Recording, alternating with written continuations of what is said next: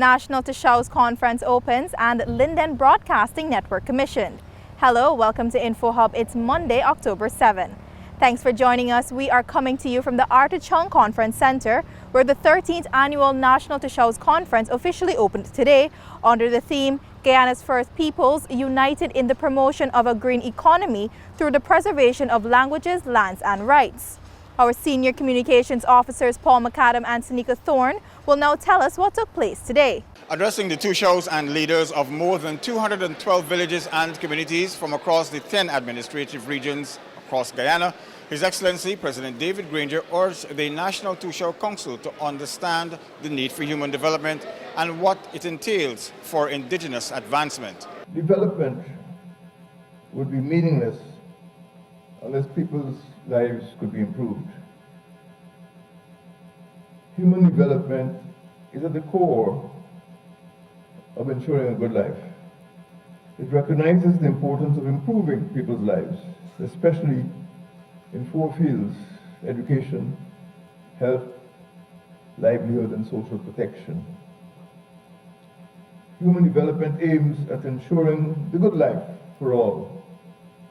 Indigenous people inhabit all 10 regions of Guyana, mainly in the hinterland. Human development in Guyana therefore must mean hinterland advancement.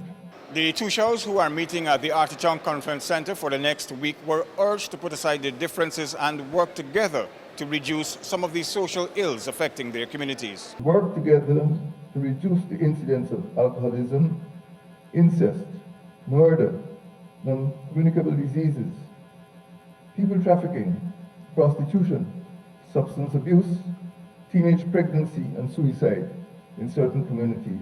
Antisocial behavior undermines the cultural fabric of communities and lowers everyone's quality of life. His Excellency the President also reminded the Tushaws about the Decade of Development, its connection to the United Nations Sustainable Development Goals and what it will mean for all citizens. The decade will promote measures aimed at closing the development gaps between hinterland and coastland. It will aim at ensuring that indigenous peoples, among others, would not be left behind. It will seek to promote measures aimed at solving the social problems which handicap indigenous peoples and hamper human development. The SDGs are important to human development. Their targets and indicators are useful measures by which to assess progress during the decade of development while we address human development. We now take you to Sanika Thorne, who covered the rest of the day's proceedings. Thank you, Paul. Also addressing the leaders this morning was Minister of Indigenous Peoples Affairs Sidney Allicock, who said that the government is committed to addressing land issues and the protection of the rights of indigenous peoples. The Amerindian land titling project continues, and at this forum there is space that we are going to discuss this further. There has been a lot of challenges, but we have been also very lucky to have 2 extensions for our Amerindian land titling, and I must thank the negotiators of government and Norway and the others who helped. We will now have the extension to 2021 December 31st. So work is ongoing. Minister within the Ministry of Indigenous Peoples Affairs, Valerie Garrido-Lowe, spoke of the many initiatives the government has been implementing in the hinterland, especially in the area of education and communication. This is what this government is all about, creating an academic and vocational revolution in the minds of indigenous and hinterland peoples throughout this beautiful country. Such is the vision of a caring and thoughtful government, one that is committed to creating a real-time development environment for our people, thereby departing from the past trend of giving handouts and making us independent instead. Tushaw of the NTC, Nicholas Fredericks, urged the leaders to use the week's proceeding to properly represent Guyana's first people. From the Arthur Chong Conference Center at Linden with videographer Kenyan Bacchus, Tanika Thorne for InfoHub. Stay with us through the week for live reports and daily updates on the 13th National Tushaws Conference. Also in the news today, we tell you that the coalition government continues to fulfill its commitment to ensuring information, services and access to a good life is decentralized. On Saturday, His Excellency President David Granger visited the mining town of Linden, where he commissioned the Linden Broadcasting Network. The head of state noted that the aim is to ensure there is a station in every town. It's a great day for Guyana. We took a bit of time getting here, but we realized the importance of public communication. And this station is an important forward step in improving the level of communication in Guyana. The commissioning comes after a 7-year wait for a television license for the network. On March 1, 2019, the Guyana National Broadcasting Authority presented a letter of approval to the Secretary of the Trust Company of the station. Following the commissioning, the head of state attended a rally where he announced that Lindeners can expect more jobs as well as housing opportunities. We are going to continue to support the improvement of internet access in Linden. We will establish a call center at Karakara to create 150 jobs.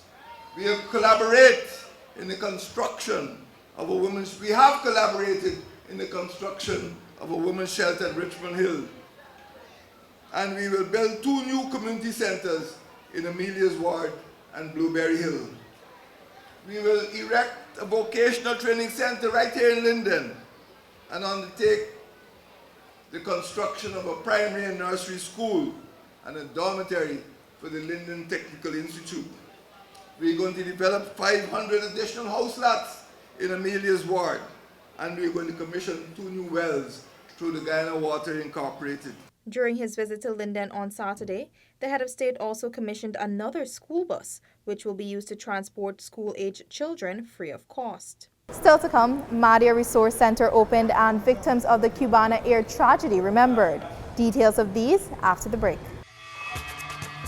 Are you ready to embark on a truly epic adventure to an undiscovered corner of South America, where some of the most spectacular natural attractions are unveiled within a beautifully diverse landscape?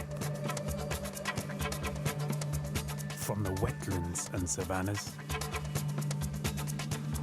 to the ancient mountains, magnificent waterways and lush enriching rainforest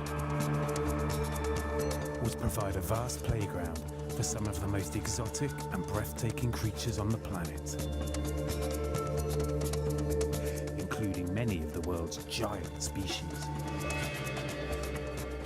This untouched land of mystery and wonder serves up an exclusive experience for travelers. So are you ready for a new, awe-inspiring adventure? Welcome back to nature. Welcome to Guyana.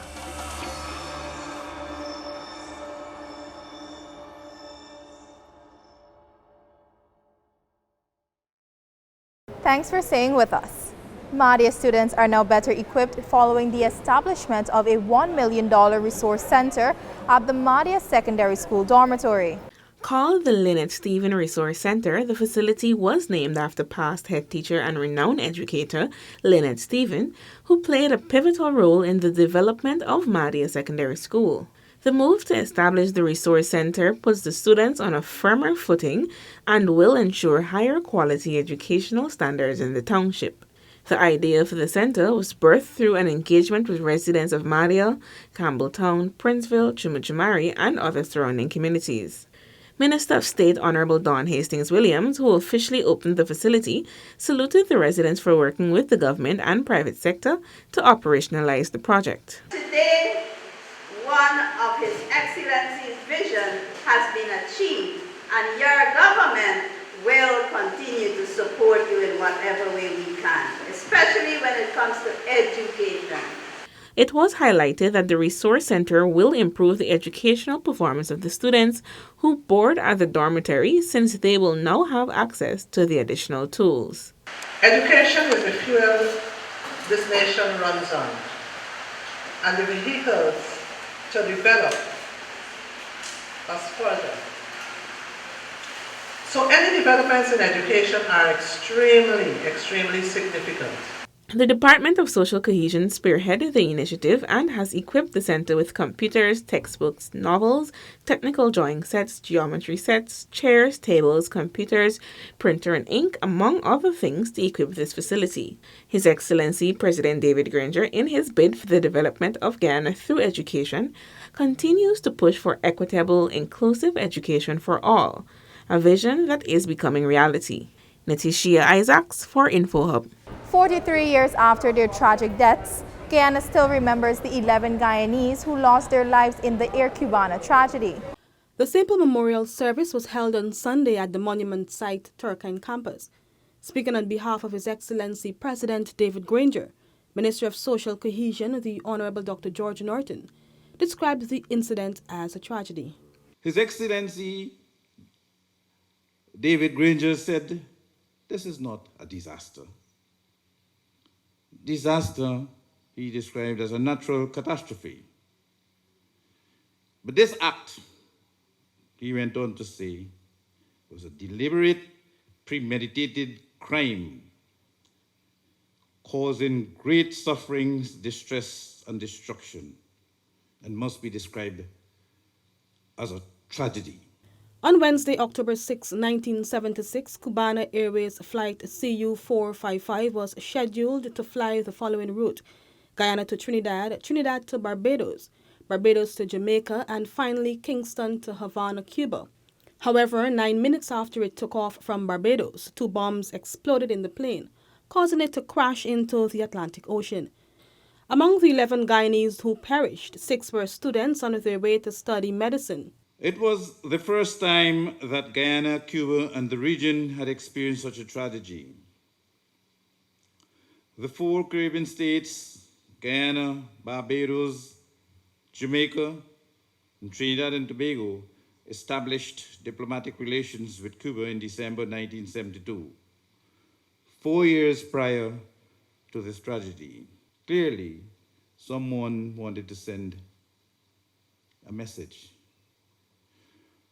These horrendous acts were later claimed by El Conda, an anti-Castro exile group, which waged war against Caribbean countries that had maintained strong ties with Cuba.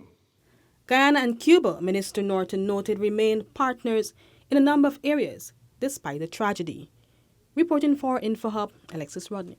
Brushing aside the Barbados Tridents for a third time, a brilliant knock by Brandon King blasted the Guyana Amazon Warriors into their 5th Caribbean Premier League finals.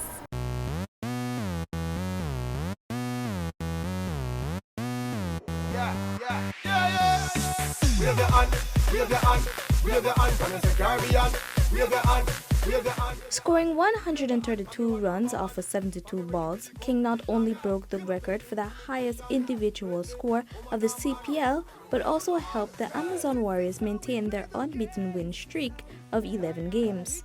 His knock coupled 10 fours and 11 sixes, which propelled the Warriors to 218 runs. The total proving to be too much for Tridents, who slumped to their 3rd defeat of the tournament at the hands of the Warriors. They could only manage to score 188 in their allotted 20 overs, despite late heroic acts by Captain Jason Holder and Jonathan Carter. The Warriors fans turned out in their numbers and are looking forward to Guyana's claiming the ever-inclusive CPL title. Congratulations to the best team we got in the whole Caribbean right now. We got a selection where we take, and we made good things out of it. And we'll champion all the time right through to the whole 12 out of 12. And we can be the last team that come away, and we can clear up everything. 12 out of 12, the whole Caribbean will be the best. And the whole world is watching we, the best players that we get in the Caribbean. I'm 100% Guyanese and I would back Guyana. I come here in full support of the Warriors. I know we got this one. We win it already. I think we made a great score. I just enjoying it. I mean, I think it's beautiful. It's mind-blowing. I know we're going to win it this year. We're going to whip Trinidad. Don't worry. We're going to beat Trinidad. I'm going with Warriors right here. The Warriors will face either the Tribago Knight Riders or the Barbados Tridents in the finals at the Brian Lara Stadium on Saturday, October 12. Neola Damon, InfoHub. Before we close, here's a reminder. GCOM's Claims and Objections exercise begins on October 1 and ends on November 18, 2019. During this period, persons who are 18 years or older or will become 18 by December 31, 2019, and persons whose names appear on the preliminary list of electors are to visit the registration office in their respective district to verify their registration records for inclusion on the official list of electors. Also, persons whose names appear on the central registrar can make their changes or corrections to their particulars of transfers. The countrywide exercise is being conducted at all GCOM offices. That's all for today. Connect with us on WhatsApp, Facebook, and YouTube. Much more news is on our website, dpi.gov.gy. And pop over to Instagram for the latest photo updates at DPI Guyana. Your bridge and weather reports are up next. Goodbye for now.